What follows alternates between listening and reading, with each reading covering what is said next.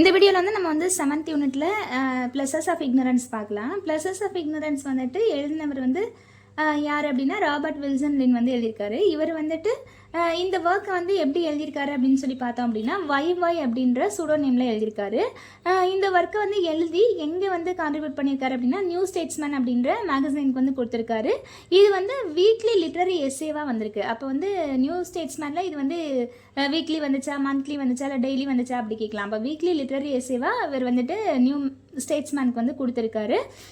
எப்பத்துலேருந்து எப்போ வரைக்கும் அப்படின்னா 1913 1945 வரைக்கும் கொடுத்துருக்காரு. இந்த எஸ்ஸே வந்து 1913 1945 வரைக்கும் நியூ ஸ்டேட்ஸ்மேன் அப்படின்றதுல வந்துட்டு வீக்லி லிட்ரரி எஸ்ஸேவாக வந்திருக்கு அப்படின்னு சொல்கிறாங்க. இவரோட நிறைய ஒர்க்ஸை வந்துட்டு இந்த நியூ ஸ்டேட்ஸ்மேனுக்கு வந்துட்டு 1913 1945 வரைக்கும் இவரோட நிறைய ஒர்க்ஸை வந்து அந்த நியூ ஸ்டேட்ஸ்மேனுக்கு தான் எழுதி கொடுத்துருக்கதா சொல்கிறாங்க. இதில் ப்ளஸஸ் ஆஃப் இக்னரன்ஸ் வந்து நமக்கு எந்த இயர் அப்படின்னு சொல்லி கேட்டாங்கன்னா 1921. இவர் அதிகமாக நியூ ஸ்டேட்ஸ்மேனுக்கு வந்து கான்ட்ரிபியூட் பண்ணது எந்த இயர்னா 1913 1945 வரைக்கும். நம்ம ப்ளஸஸ் ஆஃப் இக்னரன்ஸ் அப்படின்னு இவர் வந்து 1913 1945 வரைக்கும் நியூ ஸ்டேட்ஸ்மேனுக்கு இவரோட நிறைய ஒர்க்ஸை வந்து கான்ட்ரிபியூட் பண்ணியிருக்காரு அப்படின்னு சொல்கிறாங்க. ஒய்வைன்ற நேமில் நிறைய ஒர்க்ஸ் வந்து கொடுத்துருக்காரு. அதில் நிறைய ஒர்க் கொடுத்துருக்காங்க. இப்போ the passion of labour, the sporting life, இந்த மாதிரி நிறைய ஒர்க்ஸ் இவரோடது கொடுத்துருக்காங்க. நமக்கு ப்ளஸஸ் ஆஃப் இக்னரன்ஸோட இயர் என்ன அப்படின்னு சொல்லி கேட்டாங்கன்னா 1921. இவர் வந்து நியூ ஸ்டேட்ஸ்மேனுக்கு கான்ட்ரிபியூட் பண்ண இயர்ஸ் எதுன்னு கேட்டாங்கன்னா 1913 1945 வரைக்கும். நமக்கு தனியாக ப்ளஸஸ் ஆஃப் இக்னரன்ஸ் இயர் என்ன அப்படின்னு சொல்லி கேட்டாங்கன்னா 1921. இப்போ 21 அப்படின்றது வந்து ஆண்களோட திருமண வயது நமக்கு தெரியும், பெண்களோட திருமண வயது 18ன்றது நமக்கு கண்டிப்பாக தெரியும். அப்போ 21 வயசு ஏன் ஃபிக்ஸ் பண்ணுறாங்கன்னா அவங்க இக்னரன்ஸ் அறியாமையில் இருப்பாங்க. 21 வயசு வரைக்கும் அறியாமையில் இருப்பாங்க. அதனால தான் வந்து 21 அப்படின்றது வச்சிருக்காங்க. ஞாபகம் வச்சுக்கலாம். ஆனால் ப்ளஷர், மேரேஜ் பண்ணால் ப்ளஷர் கிடைக்கும்னு நினச்சி பண்ணுறாங்க. ஆனால் அது ஒரு அறியாமை, அதுக்கப்புறம் தான் கஷ்டம் இருக்கும் அப்படின்றது எப்படியாவது அதை கனெக்ட் பண்ணிக்கும். அப்போ 21 ப்ளஸஸ் ஆஃப் இக்னரன்ஸ் வந்து 1921. அடுத்து எஸ்ஸே பார்க்கலாம். It is impossible to take a walk in a country with an average townsman. Average townsman கூட இம்பாசிபிளாக வாக் பண்ணுறதுன்றது வந்து ஒரு இம்பாசிபிளான விஷயம். ஏன் அப்படின்னா ஏப்ரல் மேல ஒரு டவுன்ஸ்மேன் கூட, டவுனில் வளர்ந்த ஒரு பையன் கூட நம்ம வந்து ஏப்ரல் மேல போயிட்டு ஒரு கண்ட்ரியில் போய் நம்ம நடக்கிறோம் அப்படின்னா அந்த பையனுக்கு எதுவுமே தெரியாது. அந்த பூவோட பேர் தெரியாது, அங்கே கிராமத்தில் என்னென்ன இருக்குது ஒன்றுமே தெரியாது. அப்போது கண்ட்ரி டவுன்ஸ்மேன் கூட வந்து கண்ட்ரியில் உள்ள மேன் வந்து டவுன்ஸ்மேன் கூட ஏப்ரல் மேல நடந்து காமனாக ஒரு டாப்பிக்கை பற்றி பேச முடியாது. ஏன் அப்படின்னா அவனுக்கு என்ன இருக்கும், vast continent of his ignorance. அந்த டவுன்ஸ்மேனுக்கு என்ன இருக்கும், ஹிஸ் இக்னரன்ஸ். அவனுடைய அறியாமையினால என்ன பண்ண முடியாது, ஏப்ரல் மேல வந்துட்டு ஒரு கிராமங்களில் நடக்க முடியாது அப்படின்னு சொல்கிறாங்க. அப்போ கிராமத்தில் உள்ளவனே தனியாக நடக்க முடியுமா அப்படின்னா அவனுக்கும் என்ன இருக்கும், அவனுக்கும் வந்து vast continent of own ignorance. இப்போ நம்ம கிராமத்திலே பிறந்திருந்தாலும் நமக்கு வந்து கிராமத்தை பற்றி முழுமையாக தெரியாது, கண்ட்ரியை பற்றி முழுமையாக தெரியாது. டவுனில் பிறந்திருந்தாலும் டவுனை பற்றி முழுமையாக தெரியாது. அப்போது நமக்கு வந்து அறியாமைன்றது இருந்துக்கிட்டே தான் இருக்கும் அப்படின்னு சொல்கிறாங்க. Thousands of men and women live and die without knowing the difference between beech and elm. பீச்சுக்கும் எல்முக்கும், பீச் மரத்துக்கும் எல் மரத்துக்கும் வித்தியாசம் தெரியாமலே நமக்கே நிறைய மரங்கள் தெரியாது. நமக்கு வந்து நம்ம சாப்பிட்ற ஐட்டம் உள்ள மரம் தான் தெரியும். வாழை மரம் தெரியும், கொய்யா மரம் தெரியும், மாங்காய் மரம் தெரியும். இந்த மாதிரி நம்ம சாப்பிட்ற ஐட்டத்துக்குள்ள மரம் தான் தெரியுமே தவிர மற்றபடி உள்ள மரங்கள்லாம் பேர் கேட்டால் நமக்கே தெரியாது. அப்போ அந்த மாதிரி பீச் எல்ம் அப்படின்ற 2 மரத்துக்கும் வித்தியாசம் தெரியாமல் பல மக்கள் செத்து போகிறாங்க. அதே மாதிரி த்ரஷ் பிளாக்பேர்டு, இது 2க்கும் வித்தியாசம் தெரியாமல் எது பாட்டு படிக்குது, த்ரஷ் படிக்குதா பிளாக்பேர்ட் படிக்குதா அப்படின்றது வித்தியாசம் தெரியாதுன்றாங்க. நமக்கு நல்லா தெரிஞ்சது இது மயில் தெரியும், அப்புறமா வந்துட்டு ஸ்பேரோ கத்துனா கொஞ்சம் கண்டுபிடிக்க தெரியும். இதை தாண்டி நம்ம கோழி கத்துனா தெரியும், இதை தாண்டி நமக்கு கிளி தெரியும், அவ்வளோதான். இதை தாண்டி மற்ற எந்த பறவை கத்துனாலும் நமக்கு அது என்ன பறவைன்னு நமக்கு தெரியுமா, தெரியாது. அந்த மாதிரி அந்த ஊரில் வந்துட்டு த்ரஷ் பிளாக்பேர்டு இது 2க்கும் வித்தியாசம், அந்த பாட்டு படிக்கிறது தெரிய மாட்டேங்குதுன்னு சொல்கிறாங்க. இதை தாண்டி ஒரு மாடர்ன் சிட்டி மேன் வந்து தெரிஞ்சு வச்சிருக்கான் அப்படின்னா அவன் எக்ஸப்ஷன் கேஸில் வர்றான், அவன் நார்மலான பர்சன் கிடையாது அப்படின்னு சொல்கிறாங்க. அப்போ அவன் நிறைய தெரிஞ்சிருக்கான்னா அவன் வந்து எக்ஸப்ஷன் கேஸ் அப்படின்னு சொல்கிறாங்க. அடுத்து நம்மளை சுற்றி என்னதான் இருக்குது அப்படின்னு சொல்லி பார்த்தோம் அப்படின்னா சரவுண்டட் பை பேர்ட்ஸ். நம்ம வந்து பேர்ட்ஸ்னால தான் சூழப்பட்டிருக்கோம். உண்மையாகவே நம்ம காலையில் ஒரு 6 மணிக்கெலாம் இருந்துச்சோன்னா நிறைய சவுண்ட் நம்மளால் கேட்க முடியும். இப்போ நான் எடுக்கிற வீடியோவில் நிறையா வந்துட்டு காலையில் எடுக்கிற வீடியோவில் நம்ம திருப்பி கேட்டோம்னா நிறைய சத்தம் கேட்டுகிட்டே இருக்கும். ஆனால் அது எங்கேருந்து கத்துதுன்னு எனக்கு தெரியாது, அது நான் பார்த்ததும் கிடையாது, என்ன பேர்டுன்னு தெரியாது. அப்போ சரவுண்டட் பை பேர்ட்ஸ், நிறைய பறவைகள் வந்து நம்மளை சுற்றி இருந்தாலும் நம்ம என்ன பண்ணுறது, ஃபீபிள் இஸ் அவர் அப்சர்வேஷன். நம்மளோட அப்சர்வேஷன் வந்து ரொம்ப லோவாக இருக்கனால, ரொம்ப வந்து வீக்கான அப்சர்வேஷன் இருக்கிறதுனால நம்ம அதை கவனிக்க மாட்டோம். ஏன்னா நமக்கு வந்து காலையில் எழுந்திரிச்சு நம்மளோட வேலை என்ன, படிக்கணும், இந்த எஸ்ஸையை முடிக்கணும் அப்படின்ற மென்டாலிட்டியில் இருக்கிறனால நம்மளை சுற்றி என்ன நடக்குதுன்னு நம்ம கவனிக்க மாட்டோம். அதே மாதிரி தான் ஒவ்வொரு மக்களும் நம்ம படிக்கணும்னு நினைக்கிறோம், மற்றவங்க அவங்கவுங்க ஒர்க்கை நினைப்பாங்க. அப்போ நம்மளை சுற்றி உள்ள விஷயங்களை அவங்க நோட் பண்ண மாட்டாங்க. அவங்களோட அப்சர்வேஷன் எதில் இருக்கும், அவங்களுக்கு தேவையானது தான் இருக்குது. அப்போ ஃபீபிள் அப்சர்வேஷன் இருக்கனால நிறைய பேர் என்ன பண்ண மாட்டாங்க, அதை கவனிக்க மாட்டாங்க அப்படின்னு சொல்கிறாங்க.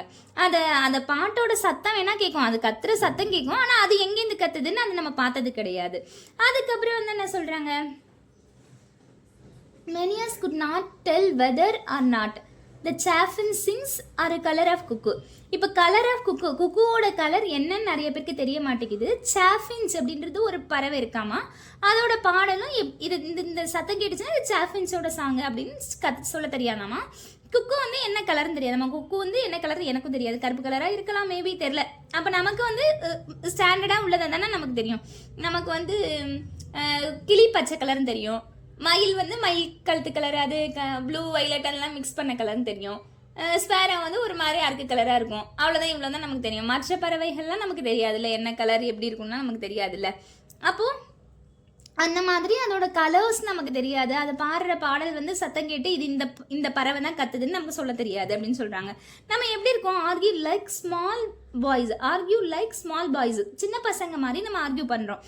என்னென்ன, cuckoo always sings as he flies or sometimes in a branches or tree weather. Chapman drew on his fancy or his knowledge. நம்ம வந்து சின்ன பசங்க மாதிரி ஆர்கியூ பண்ணுறோமா. எதை ஆர்கியூ பண்ணுறோம், குக்கு வந்து பறக்கும்போது பாட்டு படிக்குமா இல்லை பிரான்ச்சஸில் இருக்கும்போது பாட்டு படிக்குமா. சாப்மேன் வந்து சில லைன்ஸ் எழுதியிருக்காரு பறவைகளை பற்றி. அவர் வந்து நாலேஜ், அவரோட அறிவில் மூலமாக எழுதினாரா இல்லை ஃபேன்சி அவரோட கற்பனை மூலமாக எழுதினாரா அப்படின்னு சொல்கிறாங்க. அப்போ இந்த சாப்மேன் எதை பற்றி எழுதியிருக்காரு அப்படின்னா, when in the oaks green arms the cuckoo sings and first delights men in the lovely springs. இவர் என்ன எழுதியிருக்காரு, ஓக்குன்றது மரம் தானே, அந்த ஓக் மரத்தோட கிரீன் ஆம்ன்றது இந்த கிளை. அப்போ ஓக்கோட பசுமையான கிளையில குக்கு வந்து பாட்டு படிக்குது. அதை ஃபர்ஸ்ட் பார்க்குற மனுஷன் எப்படி ஃபீல் பண்ணுறா, டிலைட், ரொம்ப சந்தோஷமா. லவ்லி ஸ்ப்ரிங் இதெல்லாம் எப்போ நடக்குது, லவ்லி ஸ்ப்ரிங்கில் வந்து நடக்குது அப்படின்னு சொல்கிறாரு. அப்போ ஓக்கில் வந்து ஓ இருக்குது, குக்குல ஓ இருக்குது, லவ்லியில் நடுவில் ஓ இருக்குது. அப்போ 3 ஓ இருக்குது, அதை மட்டும் ஞாபகம். ஓக் மரம், குக்கு உட்காந்துருக்கு, என்ன ஸ்ப்ரிங்கு, லவ்லி ஸ்ப்ரிங்கு. என்ன இதில் நம்ம கொஸ்டினை மாற்றி மாற்றி கேட்கலாம். எந்த மரம், ஓக் மரமா, எல் மரமா, யூவா, இப்படி பீச்சா, எல்மா, இப்படி மாற்றி மாற்றி கேட்கலாம். அப்போ ஓக்கு உட்காந்துருக்கிறது என்ன பேர்டு, மாற்றி மாற்றி கேட்கலாம். குக்கு அந்த சீசன் எப்படி இருந்துச்சு, ஸ்ப்ரிங்கா வின்டரா, அந்த மாதிரி கேட்கலாம். அது கொடுக்குற டிஸ்கிரிப்ஷன் வந்து லவ்லியா, ஸ்வீட்டா, அந்த மாதிரி கேட்கலாம். அப்போ இந்த 4 தான் இதில் கோட்வேர்டு, கீவேர்டு. அப்போ ஓக்கு, குக்கு, லவ்லி, ஸ்ப்ரிங்கு, அவ்வளோதான். இது பார்க்குறவன் ரொம்ப டிலைட்டாக ஃபீல் பண்ணுறான். அடுத்து த இக்னரன்ஸ். இப்போ இக்னரன்ஸ் அப்படின்றது வந்து நமக்கு வந்து இவ்வளோ அறியாமல் இருக்கிறது வந்து நாட் ஆல் டுகெதர் மிசரபிள். இது வந்து நமக்கு கவலைப்படக்கூடிய விஷயம் கிடையாது. அறியாமல் இருந்துச்சு அப்படின்னா நம்ம அதை தேடி கண்டுபிடிக்கும் போது, ஆன்சர் கண்டுபிடிக்கும் போது நமக்கு சந்தோஷம் தான் கிடைக்குமே தவிர அறியாமையாக இருக்கும் நம்ம வருத்தப்பட வேண்டாம். Constant pleasure of discovery. Constant pleasure நமக்கு எதில் கிடைக்குது, நிலையான சந்தோஷன்றது டிஸ்கவரி, தேடல், சந்தோஷம். நம்ம ஒரு விஷயம், தெரியாத விஷயத்த தேடி கற்றுக்குறோம்ல, அதில் தான் நமக்கு வந்து சந்தோஷம், கான்ஸ்டன்ட் ப்ளஷர் வந்து கிடைக்குது அப்படின்னு சொல்கிறாங்க.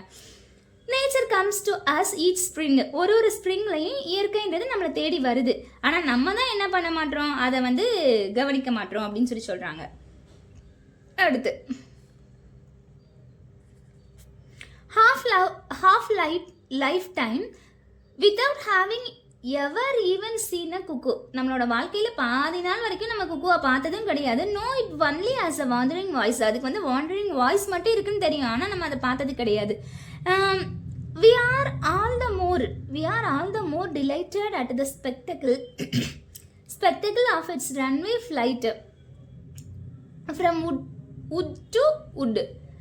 ஒரு வுட்லேருந்து, காடு பகுதியிலேருந்து இன்னொரு காட்டு பகுதிக்கு ரன்வே அப்படியே பறந்து போகும்போது ஸ்பெக்டக்கிள் தான் இங்கே வந்து குக்குவை சொல்கிறாங்க. அப்படி குக்கு வந்து ஒரு இடத்துலேருந்து இன்னொரு இடத்துக்கு அது பறந்து போகும்போது அதை நம்ம பார்க்கும்போது நமக்கு என்ன இருக்கா, எப்படி ஃபீல் பண்ணுறோம், டிலைட்டட், ரொம்ப சந்தோஷமாக ஃபீல் பண்ணுறோம். இந்த பறவை என்ன பண்ணுது, க்ரைம் பண்ணுது அப்படின்னு சொல்கிறாங்க. என்ன க்ரைம் பண்ணுது, அதோட முட்டையை வந்து இன்னொரு கூட்டுல உள்ள முட்டையை தள்ளி விட்டுட்டு இதோட முட்டையை வச்சிருது அப்படின்னு சொல்கிறாங்க. அப்போ இந்த தவறை பண்ணிட்டு அது எப்படி இருக்குன்னா ஹாக் லைக் வந்து ஹாக் மாதிரி இருக்குதாமா. ஹாக் மாதிரி எங்கே சுற்றிட்டு இருக்க விண்டு காற்றுல வந்து சுற்றிட்டு இருக்குதாமா, அதோட வாழை வந்து ஆட்டிட்டு சுற்றிட்டு இருக்குதாமா.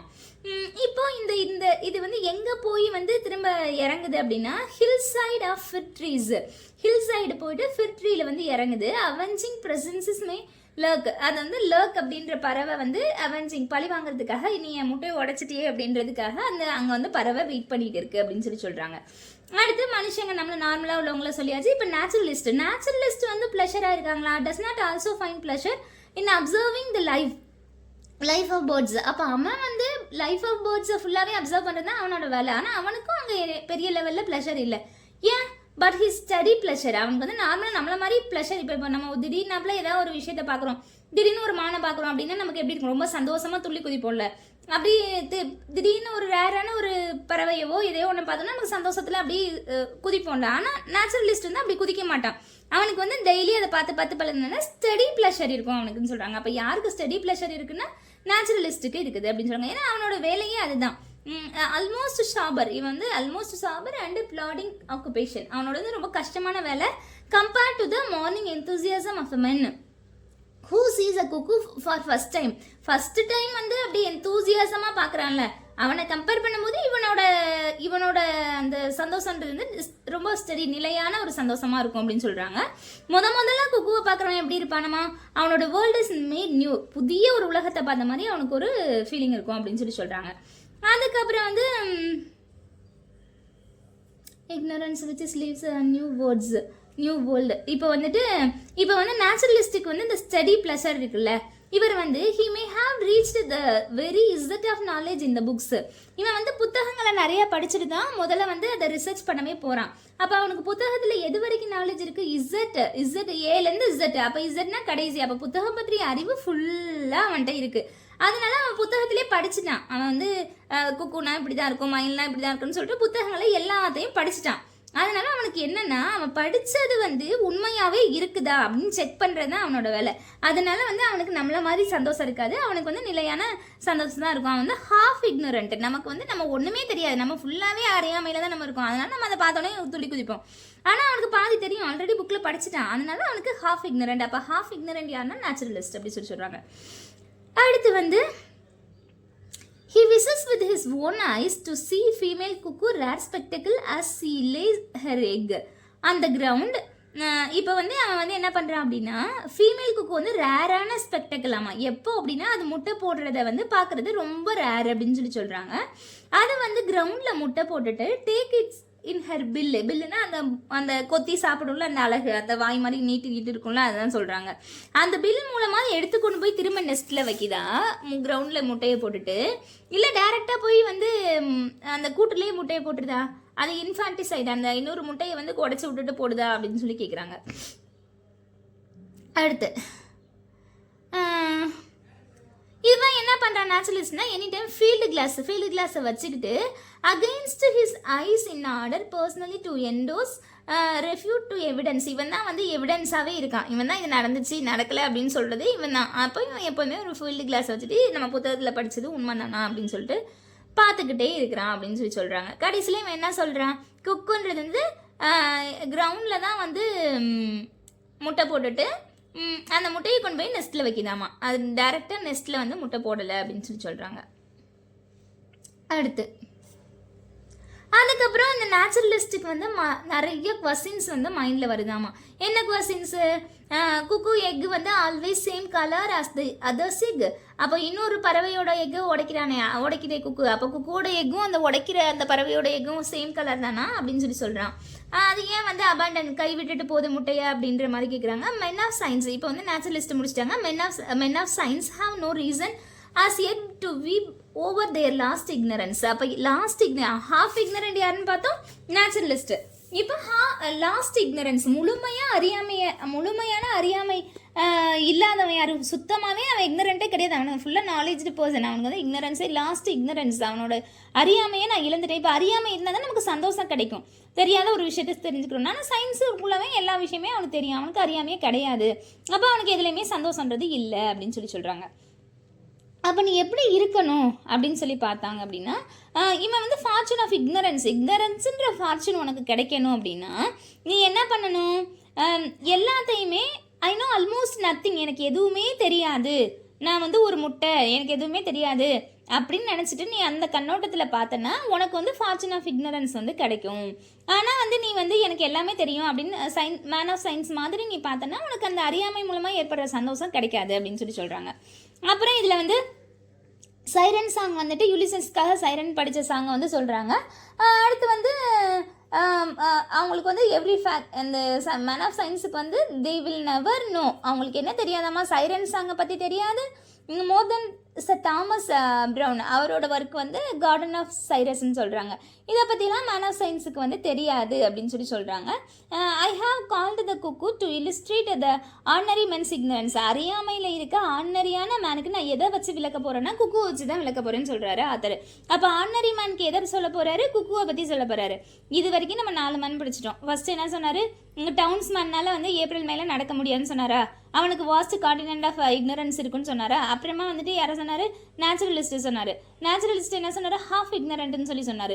அடுத்து வந்து இப்போ மேன் ஆஃப் சயின்ஸ் சொன்னார், அவருக்கு வந்து லாஸ்ட் இக்னரன்ஸ், அவன் முழுமையாக இக்னரன்ஸை இழந்துட்டான்னு சொன்னார். இப்போ அடுத்து யாரை சொல்கிறாரு, ஆர்டினரி மேனை சொல்கிறாரு. ஆர்டினரி மேனுக்கு வந்து அறியாமை இது இருக்கும், அதை நான் குக்கு வச்சு விளக்க போகிறேன்னு சொல்கிறாரு.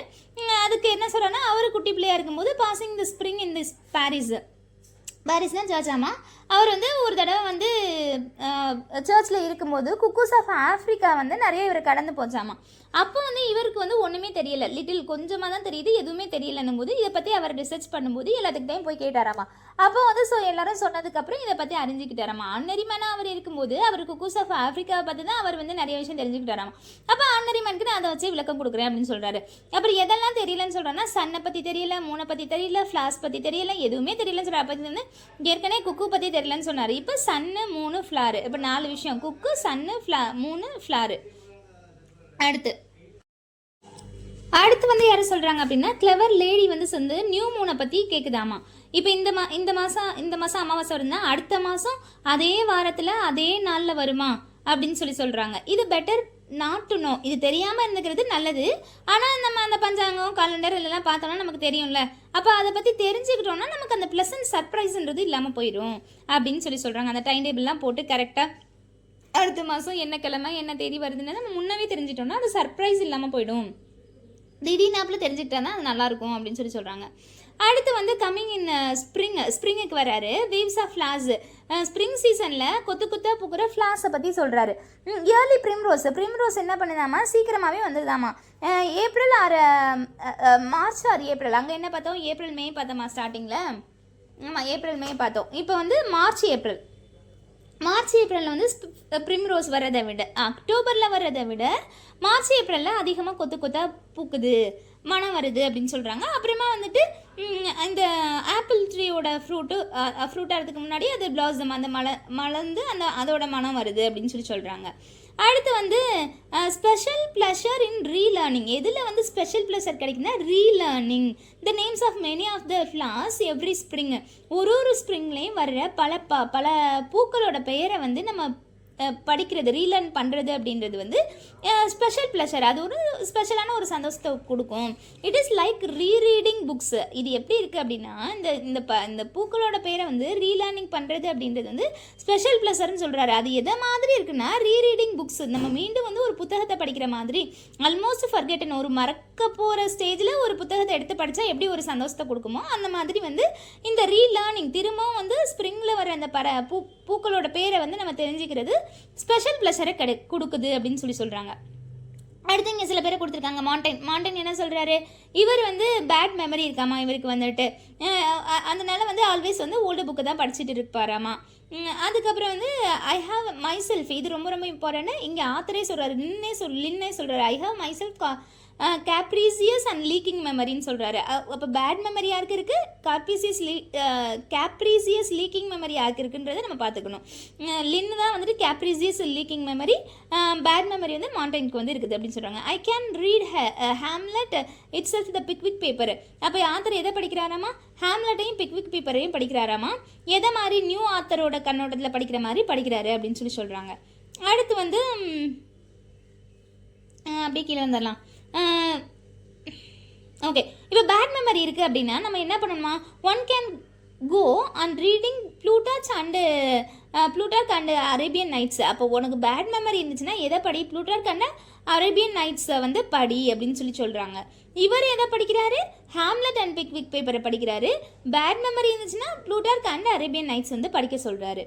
அடுத்து வந்து இதுக்கு வந்து ஒரு எக்ஸாம்பிள் கொடுத்துருக்காங்க. ஒரு ஆடு வந்து என்ன பண்ணுது அப்படின்னா, ஒரு ஒரு ஒரு ஃபென்ஸ் அந்த வேலியை வந்து தாண்டி போகுது அப்படின்னா அதில் அந்த முள்ளில் வந்து அதோட முடி ஒட்டிகிட்டு இருக்கும்ல, அந்த மாதிரி என்ன தான் நம்ம படித்தது மறந்தாலும் ஒஸ்ட் மெமரி இருந்தாலும் அந்த முள்ளில் ஒட்டிகிட்டு இருக்க முடி மாதிரி அங்கங்கே நம்மளுக்கு அந்த ஒர்க்கை பற்றின நினைவுகள் அங்கங்கே இருக்கும் அப்படின்னு சொல்கிறாரு. அடுத்து வந்து இஃப் வி கேன் ஃபர்கெட் புக்ஸை வந்து நம்ம மறந்துட்டோம் அப்படின்னா it is an easy to forget the months. மாதங்களும் வந்து நம்ம மறந்துடுவோம் அப்படின்னு சொல்கிறாரு. இப்போ வந்து இவர் என்ன சொல்கிறாருன்னா, I tell my self that I know May like a multiplication table எப்படி நமக்கு நல்லா தெரியுமோ அதே மாதிரி எனக்கு மே மாதம் தெரியும். நீங்கள் அந்த மே மாதத்தில் எக்ஸாமினேஷன் ஆன் இட்ஸ் ஃப்ளாஸ், அந்த ஃப்ளாஸை வந்து நீங்கள் எனக்கு எக்ஸாமினேஷன் வச்சா கூட நான் கரெக்டாக சொல்லுவேன் அப்படின்னு சொல்கிறாரு. டுடே இன்னைக்கு வந்து நான் சொல்லுவேன் பட்டர் கப்புக்கு வந்து 5 பெட்டல்ஸ் அப்படின்னு நான் கரெக்டாக சொல்லுவேன். ஆனால் வந்து இஸ் இட் 6? ஆனால் அதுக்கு 6. I knew for certain last week.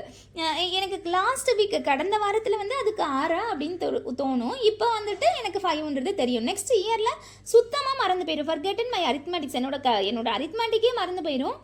Learn once more, திரும்பவும் நான் வந்து படிக்கணும். ஏன்னா எனக்கு அந்த செடியே மறந்து போயிடும். பட்டர் கப் எனக்கு ஒரு வாரத்தில் வந்து 5 பெட்டலாம் 6 பெட்டலான்னு சந்தேகம் வந்துச்சா, ஒரு வருஷத்தில் செடியே எனக்கு டவுட் ஆகுது. பட்டர் கப்பா இல்லை செலண்டைனா அப்படின்னு செடி மேலேயே எனக்கு டவுட் வந்துடுது அப்படின்னு சொல்கிறாரு. அப்போ 1 இயர் கழிச்சு நான் எப்படி பார்க்கணும் இந்த உலகத்தை அப்படின்னா, கார்டன் மாதிரி ஐஸ் ஆஃப் ஸ்ட்ரேஞ்சர், எனக்கு ஒன்றுமே தெரியாது அப்படின்னு நினச்சிட்டு நான் படிக்கணும். அப்போ தான் நான் எல்லாத்தையும் திரும்ப கற்றுக்க முடியும் அப்படின்னு சொல்கிறாரு. I shall find myself wondering whether it is science and ignorance. அதே மாதிரி நான் வந்து சயின்ஸ் அண்ட் இக்னரன்ஸ் மாதிரி நான் வந்து வாண்டரிங் பண்ணணும் அப்படின்னு சொல்கிறாரு. அடுத்து வந்து ஸ்விஃப்ட்டை பற்றி சொல்கிறாரு. இது ரொம்ப இம்பார்ட்டன்ட். ஸ்விஃப்ட் வந்து எப்படி இருக்குதாமா, கருப்பு கலரில் இருக்கிறனால அது ஸ்வாலோவோட வழியாக இருக்குமோ அப்படின்னு, ஸ்வாலோவோட இதாக இருக்குமோ அப்படின்னு சொல்கிறாரு. ஸ்வாலோ மாதிரி இருக்குமோ அப்படின்னு சொல்கிறாரு. அப்புறம் கிங்ஸ்மேன் வழி, அது முன்னோர்கள் வந்து ஹம்மிங் பேர்டை தான் வழி வந்த பறவையாக இருக்குமோ அப்படின்னு சொல்கிறாரு. கருப்பாக இருக்கிறனால ஸ்வாலோவோட சேர்ந்ததா, இல்லைன்னா கிங்ஸ்மேன் ஆஃப் ஹம்மிங் பேர்டோட வழி வந்ததா அப்படின்னு நினைக்கிறாரு. அப்போ இந்த ஸ்விஃப்ட் வந்து நெவர் செட்டில்டு ஈவன் ஆன நெஸ்ட். இது வந்து அதோட நெஸ்ட்டில் வந்து செட்டில்டு ஆகாது, டிஸ்அப்பியர், நைட்டில் வந்து காணா போயிடும்.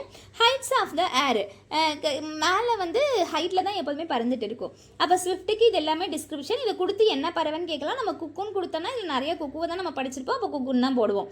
அப்போ குக்குக்கு என்ன டிஸ்கிரிப்ஷன்? அது வந்து கிரவுண்டில் முட்டை போட்டு அந்த முட்டையை கொண்டு போய் இன்னொரு பறவையோட கூட்டில் உள்ள முட்டையை உடைச்சிட்டு அதில் கொண்டு போய் வைக்கும். இதில் என்னது, இது நெஸ்ட்லேயே தங்காது, அதே மாதிரி டிஸ்அப்பியர், எப்போதுமே நைட்டில் இருக்காது, ஹைட்லேயே சுற்றிட்டு இருக்கும். அதனால் நம்ம பார்க்கவே முடியாது அப்படின்னு சொல்கிறாங்க. அடுத்து இவர் என்ன சொல்கிறார் அப்படின்னா, அதே மாதிரி வந்து மேல் குக்கு தான் என்ன பண்ணுதாமா, பாட்டு படிக்குதாமா, ஃபீமேல் வந்து பாட்டு படிக்காதாமா அப்படிங்கிறத கண்டுபிடிக்கிறாங்க. ஐ மே ஹாவ் லேர்ன் அகெயின், திரும்பவும் வந்து நான் கற்றுக்கிறேன். எது அப்படின்னா Campion and wild geranium and Campion, இந்த ரெண்டையும் நான் திரும்ப லேர்ன் அகைன். டிஸ்கவர், திரும்பவும் நான் எதை டிஸ்கவர் பண்ணணும் அப்படின்னா ஆஷ்ன்ற மரம் வந்து இயர்லி, சீக்கிரமாகவே துளிர்த்துருது அப்படின்னு சொல்கிறாரு. அப்போ இதில் எல்லாமே வார்த்தையில் தான் விளையாண்டுருக்காங்க. இது நம்மளா படிச்சுக்கணும். டிஸ்கவர் எதுன்னு கேட்டால் ஆஷ், லேர்ன் அகைன் திரும்பவும் நான் எதை கற்றுக்கணும்னு நினைக்கிறாரு, கேம்பியன் அண்டு வைல்டு ஜெரானியம். அப்போ ஒன்னொன்னுலேயும் இல்லை வார்த்தைகளில் வந்து ரீப்ளஷர் எதை கொடுக்குது, நம்ம ஸ்ப்ரிங்கில் வர அந்த மலர்களோட பேர், இப்படி ஒன்னொன்னுலேயும் நமக்கு வந்து வார்த்தையை வச்சு விளாண்டாங்கன்னா நமக்கு வந்து கொஞ்சம் கஷ்டம்தான். அடுத்து வந்து ஒரு இங்கிலீஷ் நாவலிஸ்ட்கிட்ட ஒரு ஃபாரினர் கேட்குறாரு, இங்கிலாண்டோட முக்கியமான பயிர் எதுன்னு சொல்லிட்டு. அவர் டக்குன்னு ஹெசிடேஷன் இல்லாமல் ரைன்னு சொல்கிறாரு. ஆனால் அவர்கிட்ட வந்து இது வந்து பயங்கரமான ஒரு அறியாமை தானே, வீட்டு தானே அப்படின்னு சொல்லிட்டு இவர் நினைக்கிறாரு. இருந்தாலும் இந்த அறியாமைன்றது ஒரு மேக்னிஃபிசன்ஸ் தான் அப்படின்னு சொல்லி நினைக்கிறாரு. இல்லட்ரேட் பர்சன் கிட்ட, படிக்காதவங்க கிட்ட தான் அதிகமாக என்ன இருக்குதாமா, இந்த அறியாமை அப்படின்றது, இக்னரன்ஸ்ன்றது அதிகமாக வந்து படிக்காதவங்க கிட்ட தான் இருக்குது அப்படின்னு சொல்கிறாரு. லாஸ்ட்டில் ஆவரேஜ் மேனை சொல்கிறாரு. ஒரு மேனை சொன்னார், townsman, naturalist, science of man, அப்புறம் வந்து என்ன மேனு, அந்த இது என்ன இது இந்த குக்கு வச்சு சொல்லியிருப்பாரு, அதுக்கு ஏதோ ஒரு மேன் சொல்லியிருப்பாரு. ஆர்டினரி மேன் சொல்லியிருப்பாரு. இப்போ வந்து லாஸ்ட்டில் ஆவரேஜ் மேன் சொல்கிறாரு. ஆவரேஜ் மேன் என்ன பண்ணுறனா, telephone railway train, linotype, aeroplane இதெல்லாம் வந்து அவனுக்கு என்னன்னு தெரியாது, அது எப்படி வந்ததுன்னு அதை பற்றி ரிசர்ச்லாம் பண்ண தெரியாது, ஆனால் யூஸ் பண்ணுறான். எப்படி நம்ம காட்ஃபாதர் வந்துட்டு நம்ம காஸ்பலில் வந்துட்டு எந்த கொஷினும் பண்ணாமல் அவங்களுக்கு அண்டர்ஸ்டாண்டே ஆகலைன்னாலும் அதை கொஷின் பண்ணாமல் அப்படியே நம்பினாங்களோ, அதே மாதிரி இப்போ உள்ள ஆவரேஜ் மேனும் என்ன பண்ணுறாங்க, எல்லாத்தையுமே telephone, railway station, railway train, linotype, aeroplane இந்த நான்கையுமே பயன்படுத்துகிறான் கிராண்ட் ஃபாதரை மாதிரி அப்படின்னு சொல்கிறாங்க.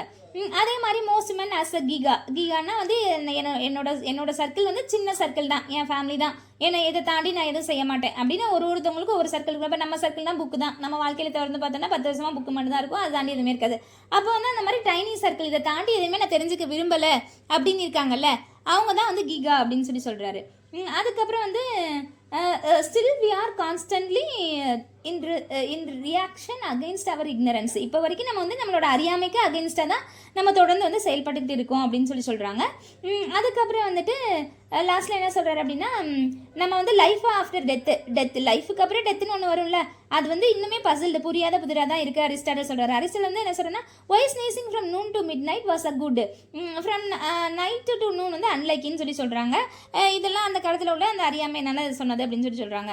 அடுத்து வந்து கிரேட்டஸ்ட் ஜாய் ஒருத்தனுக்கு எது அப்படின்னா, சர்ச் ஆஃப் நாலேஜ் அறிவை தேடி ஓடுறது தான் கிரேட்டஸ்ட் ஜாய்ன்னு சொல்கிறாரு. கிரேட் ப்ளஷர் ஆஃப் இக்னரன்ஸ் எது அப்படின்னு சொல்லி பார்த்தோம் அப்படின்னா, ப்ளஷர் ஆஃப் ஆஸ்கிங் கொஷின், நம்ம கொஷின் கேட்குறதுல தான் நமக்கு வந்து கிரேட் ப்ளஷர் ஆஃப் இக்னரன்ஸ்ன்றது இருக்குது அப்படின்னு சொல்கிறாரு. இதுக்கு ஆப்போசிட்டாக சிலர் வந்து ப்ளஷர் ஆஃப் ஆன்சரிங், சிலருக்கு வந்து பதில் சொல்கிறதுல சந்தோஷம் இருக்கும் அப்படின்னு சொல்கிறாங்க. அப்புறம் ஜோவர்ட்ன்றவரை பார்த்து எல்லாம் பொறாமல் பிடிக்கிறாங்க.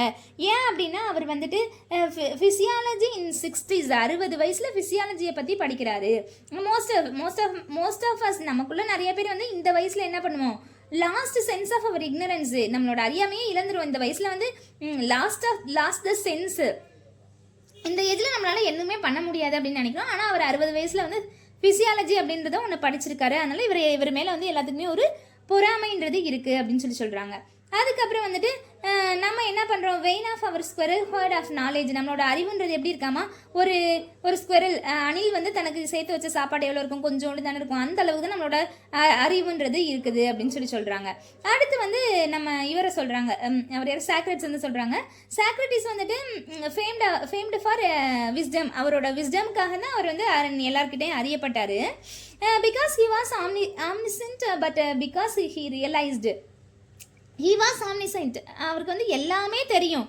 ஆனால் அவர் என்ன சொல்கிறாரு, he realized at the age of 70 வயசில் அவரே realise பண்ணுறாரா, he still knew nothing, இப்போ வரைக்கும் எனக்கு எதுவுமே தெரியாது அப்படின்னு அவர் வந்து ரியலைஸ் பண்ணி சொல்கிறாராமா. ஆனால் அவர் தான் விஸ்டம், எல்லாமே அறிஞ்சவர் அவர் தான், அதுக்காக தான் அவர் புகழ் பெற்றாரு. ஆனால் அவர் 70 வயசில் என்ன சொல்கிறாரு, ஸ்டில் நியூ நத்திங், எனக்கு எதுவுமே தெரியாதுப்பா அப்படின்னு சொல்கிறாராமா. ஜோவைட் வந்து 60 வயசில் என்ன படித்தார், ஃபிசியாலஜி வந்து படித்தார். அவர் மேலே எல்லாமே என்வியஸ் தானாங்க, இந்த வயசில் இவன் படிக்கிறான் அப்படின்னு சொல்லிட்டு. நம்மளோட அறிவுன்றது எப்படி இருக்குது, அந்த ஸ்குவரல் வந்து சேர்த்து வச்ச அளவுக்கு தான் நம்மளோட அறிவுன்றது இருக்குது அப்படின்னு சொல்கிறாங்க. அப்போ கிரேட்டஸ்ட் ஜாய் எது, சர்ச் ஆஃப் நாலேஜ், அறிவை தேடுறது கிரேட்டஸ்ட் ஜாய்.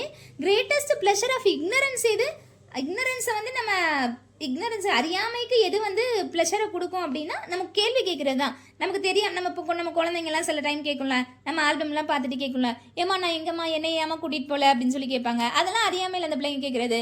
அந்த நாளைக்குன்றது வந்து இன்னைக்குன்னு மாற்றி பேசுவாங்க குழந்தையா இருக்கும்போது. அப்போ அந்த பிள்ளைங்களுக்கு வந்து அறியாமை அப்போ வந்து இருக்கும்போது அது பேசுகிறது வந்து சந்தோஷமாக, அது கேட்க வந்து சந்தோஷமாக இருக்கும்ல, அது மாதிரி தான் அதில் சொல்கிறாங்க.